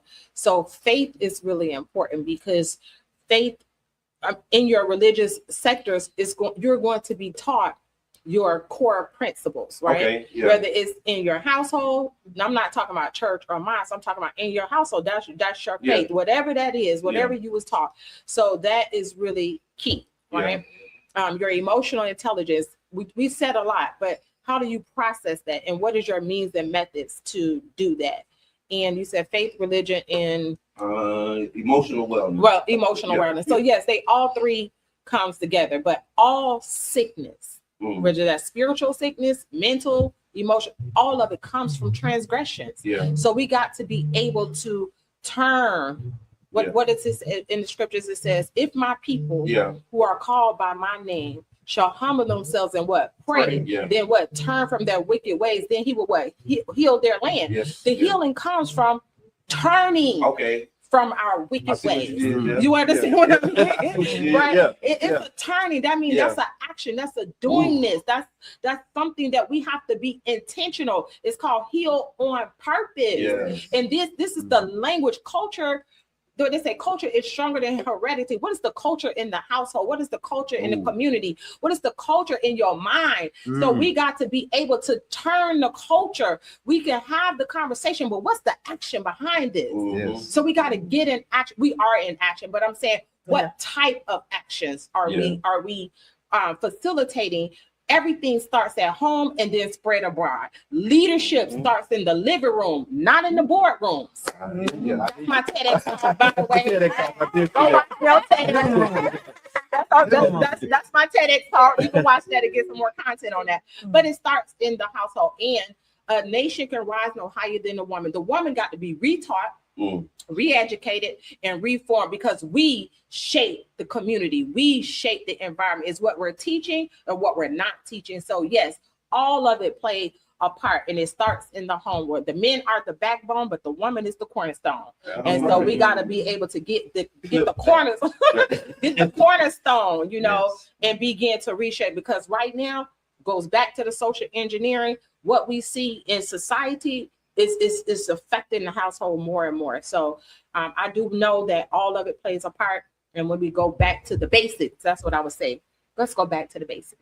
And then it's a conversation for the table, because when we grew up on, just pray it away, kind of deal with it. So is there a space?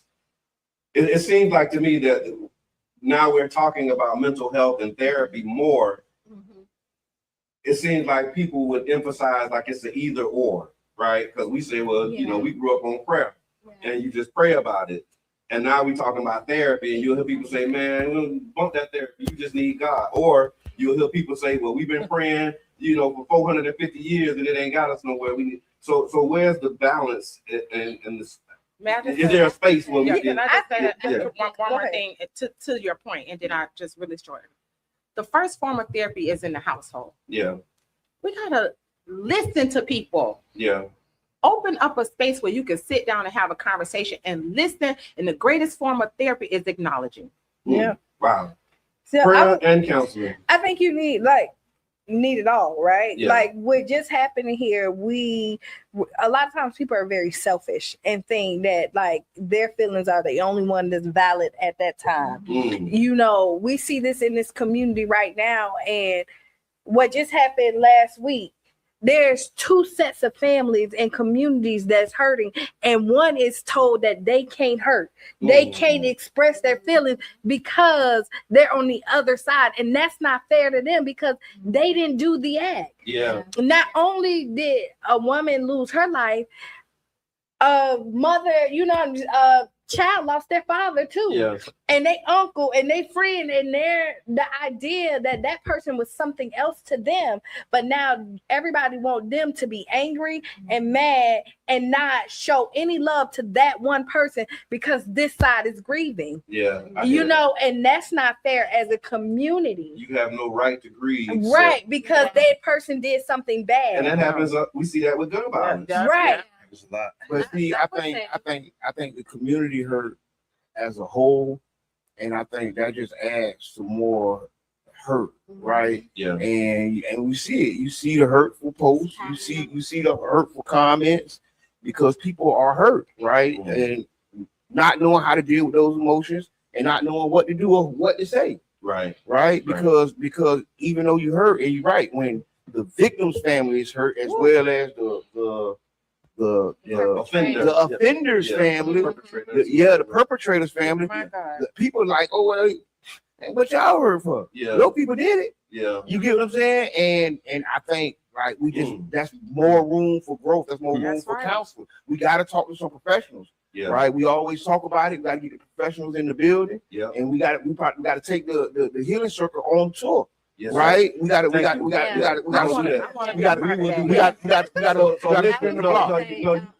how it happened. Look, I'm gonna take a page out of Mr. Edmund Bush. You heard it here first. The healing circle is going on tour. You got to spin the block. And I think that's just a revelation of something that's obvious, right? It's like a Captain Obvious. We started it in our neighborhood because that's where we live. You sweep around your own front door, but anybody who has heard me talk anytime over the years, you know that we've really done our best to try and make our community a model and show like this is what can be done where you live. And so there's a brother John, there's a Jabbar that's in Harbordale. That's another one, in Auburn. Like there are other people out there that can do these things. And so we just wanted to be an example to show you what's possible and what you can do if you make that connection. This is the one I wanted to pitch to you, King Jab, because you do a lot of work with returning citizens. And we understand that returning citizens often are carrying a lot of trauma. And how do you think, or what from your experience, how does untreated trauma from that type of lived experience affect the decision making once you get home? Untreated trauma. Yeah. Well, let's do this first and foremost. As far as the decision making, I'm pretty sure the brother can agree with me. When you come out of there, it's a decision if you're going to give them people any more of your time. Okay. That's the first decision. That's the first decision. Yeah. Element in the world. Yeah. It's your time. You can't replace it. Right. It can't be given back, and it's over with. It's gone. Yeah. So, with that being said, each person have to face their own traumas because nobody did or prison term was the same. Right. So you can't just drop all these people in a basket. Okay. Yeah, because we say returning being done. You know what I'm this is saying? what they need. Yeah, you dropping all these people in one basket, and everybody did was different. Yeah.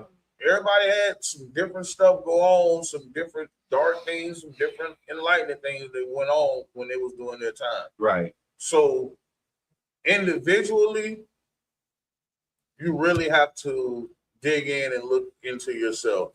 Yeah. Like the sister said, when men come home from prison, I think one of the key things I'm gonna look at and see what you're doing as your spouse. Yeah. Because that's gonna be the one that can really help you stay Lean in in a little bit line. to say that one more time. I'm gonna look at it and see who's your spouse. Okay. Because that's gonna be the one that can really keep things in line and help you A good partner. with Yeah. a teammate. Yeah. You know what I mean? And, Yeah. and that's the person that's gonna help you when it's dark, when you don't really see no way. It's gonna be a partner. Because that partner can say, hey, either you can go get up and go get this job, or you can, hey, hit the streets. Yeah. You know what you can do. Yeah. And You the know way what I that they mean? encourage And you, yeah, the way and they that's support you. encouragement. Yeah. Yeah. When you support it, and then most importantly, man, when men come out of prison, I think I'm gonna say for me, it was getting over my anger issues and figuring out why I was so angry. Yeah. And was I really, really angry? Yeah. Or is this just pent up aggression because of what I've been through and I just want to give to somebody? Yes, sir. Yes, You know sir. what I mean? So it's a lot of psychological avenues going in there. And that really, I'm gonna sum it up in this because I've been looking at myself in a space that has to be addressed right now, and that's in Little League football. Okay. Okay. Yeah. So I'm looking at myself in this space. Last year, I wasn't proud of myself. Yeah. There was some situations where if you'd have got in range, you might have got it. Okay. You know what I Yes, mean? sir. Like, I just need you to get in range, bro. Yeah. And I had to step back and say, hold up, bro, what you doing, Chad? What are you doing? Yes, sir. Now watching the landscape this year, it's already been shooting. Yeah. And we didn't even start the season. For real. Yeah. Yeah. It's Yeah. I free want you to lean in on that, my brother. It's preseason. Man, y'all don't even So now I'm looking at me. Game at Lakewood. It's finna pop off St. Pete Tampa. Yeah. Now instead of me being on the front line as an antagonator, I'm on the front line like, nah, man, ain't nobody gonna do nothing to nobody. Man, y'all going over there. Coaches, y'all going over there. Nah, coach, nah, bro. Nope. Ain't nothing finna happen. If anything ain't finna happen, y'all kids finna play our kids. That's it. I'm in the middle. Bless it. Let's Being say a peacemaker. Yeah. Then the fight break out. And that's what we always say too. Somebody Then the fight break out anyway. Ed, you had a reaction when you Yeah. said that. I want to know what that reaction was. And answer the first question: what the men need, like coming out of prison. Go ahead. First question, as far as the men coming out of prison, I'm gonna focus more on the people that are not in prison, and those are the ones who really need the mental. When we say mental health is a stigma. A guy coming out of prison, he's more likely programmed or has the capability or the capacity to understand that mental health is real, and being institutionalized actually helps you. Some people, like you say, depends on your mindset, helps you like be more receptive to help. Okay. Versus someone on the outside never being put in a situation to get help.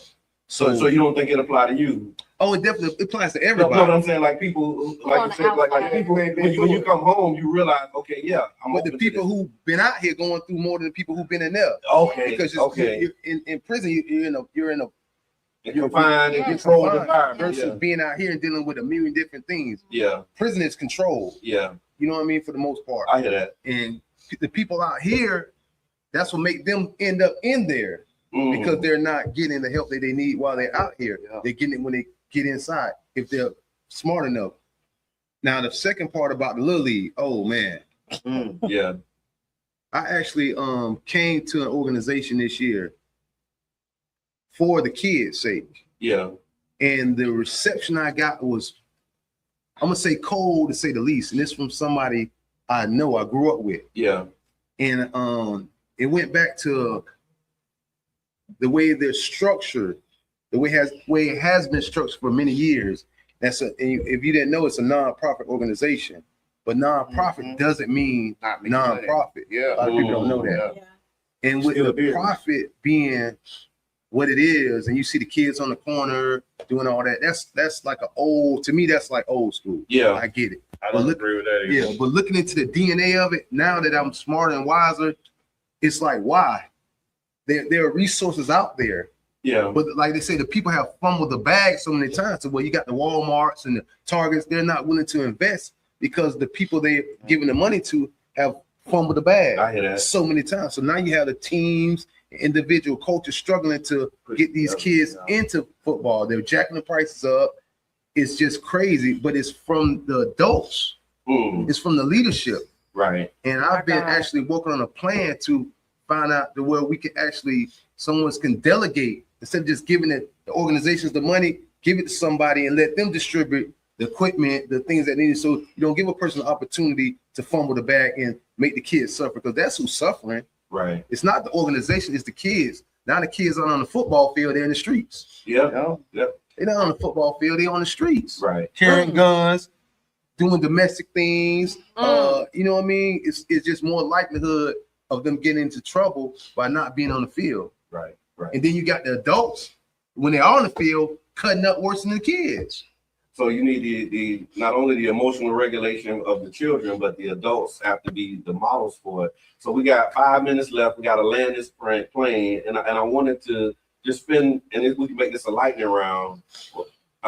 Let's talk about the investments and like what are some of the investments that we think can be made within the next 5 years that will make a difference. And again, knowing that we got 5 minutes left, govern yourself accordingly, but just top of mind things like if you know there was a magic wand and there was unlimited opportunity to invest in something that can address these issues in our community, what would you say some of those investments should be over the next 5 years? A governing body Okay. to delegate. Okay. They need delegation. Yeah. Because they're too irresponsible. When 20, 30, 40,000, whatever they're giving them, they may put 10 in the organization, 10 in their pocket. Okay. You know what I mean? Just they need someone to overseer, someone to delegate the funds. So the kids aren't on the corner waving. You know what I mean? That's just crazy to me. I hear that. I mean, that shit hurts. Let's start and go around the table. So now you're some investments that can be made over the next 5 years.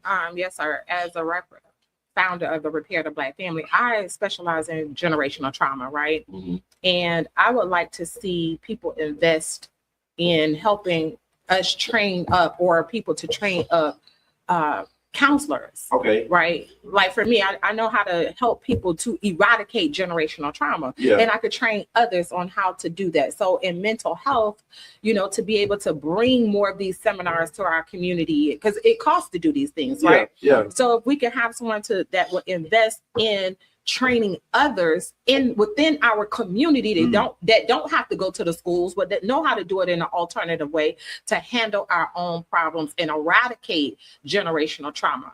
So that's what I would say. Yes. Yeah, investments that can be made. That 5 and turned into 3. I'm sorry. No. I'm sorry. I think the investments need to come on. I'm trying to lay this out right, but I think the investments need to come in a form of where it's actually being helpful to the community. Like what the sister said, we need to train the trainers.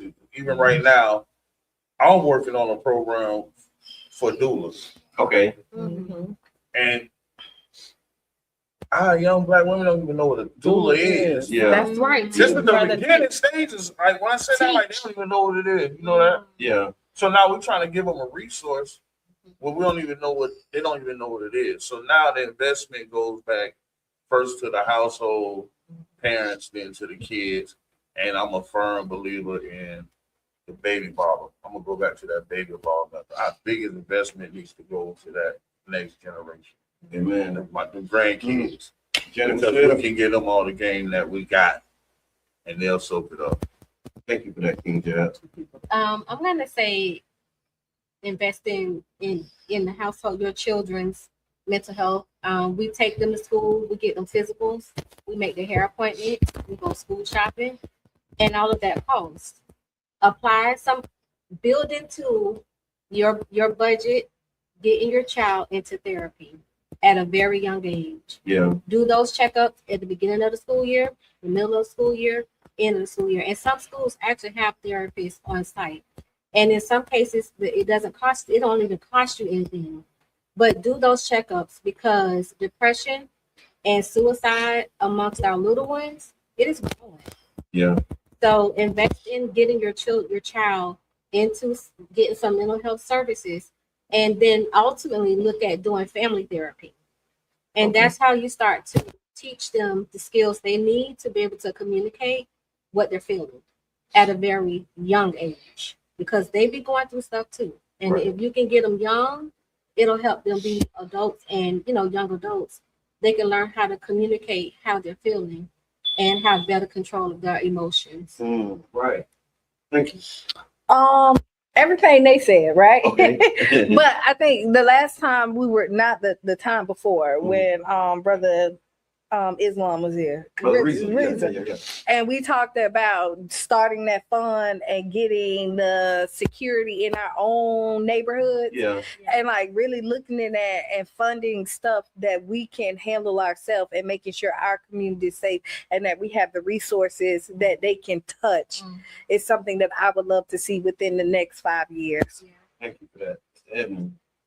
Man, I wouldn't know where to start. There's so much that needs Right. to be done. I agree with everything that's been said. I think I would just add, some robust youth and young adult jobs, right? Maybe shave some of the money from the top and bring it down to the bottom. Yeah. You know what I'm saying? Because I think a lot of the trauma that we're dealing with is economic based, and solving some economic issues to help alleviate some of the pain. Yeah.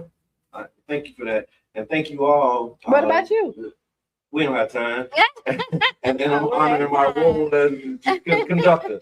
All right. That's the drum of the horns. And I'm just like, and so, but thank you all again for this amazing continuation of the conversation.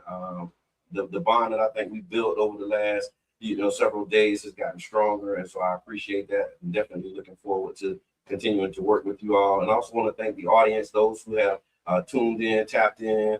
I'll take these comments and we can do a What the People Say for Wednesday. Okay. What's on your mind Wednesday. And we want to, again, just encourage everybody to be encouraged, stay strong. And Happy 727 Day, everybody. today is 727 Day. So Meet us at Bird. Come to Bird. Bird this evening, 6 to 10. Yes. Y'all pull up. And get your shirts. Get your 727 birthday shirt. Look, he missed the whole. Yeah. You missed the meeting, my brother. Oh, I did? Yeah, you did. So yeah, thank y'all for tuning in. I be visiting all the time. This is the Tampa Bay Breakfast Club. I'm your brother John. Bye. Oh, this is And bye.